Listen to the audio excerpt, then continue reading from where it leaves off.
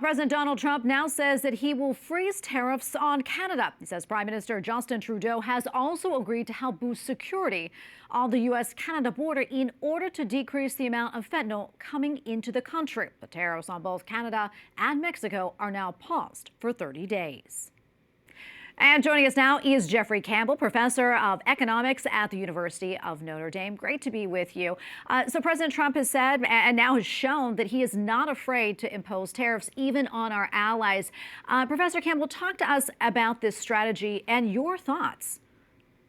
So this strategy is, of course, there is some economic aspect to it or some economic goals, but there's the administration's obviously saying that its goals also are somewhat non-economic with regards to Canada and Mexico of stopping trafficking in drugs and stopping trafficking in people.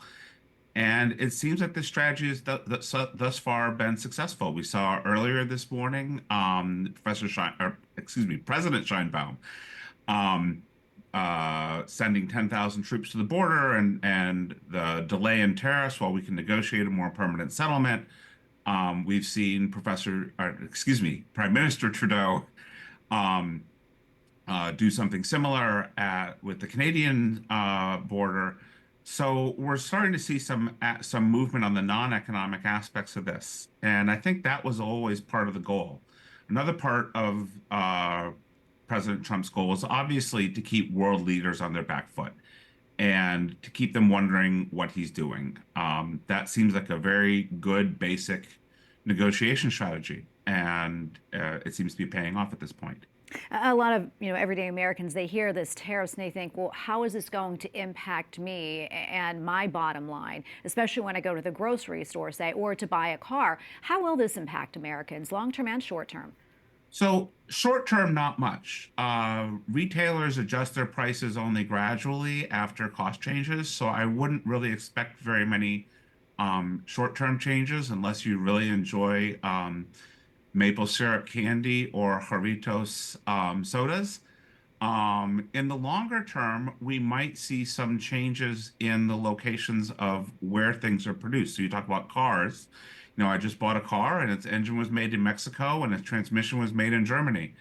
And I can easily imagine that both of those decisions will change. And that will have an impact on prices. And that's, in fact, part of the goal is to move income from rich people, such as ourselves, who can afford to buy cars, to less well-off people who are building the cars. Before you let you go, almost out of time, President Trump also did threaten tariffs on the European Union and the UK.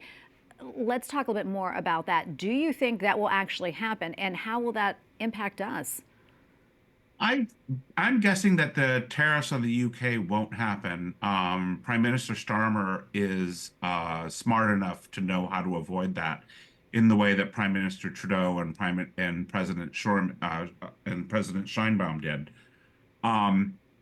The European Union is a different matter. It's currently leaderless.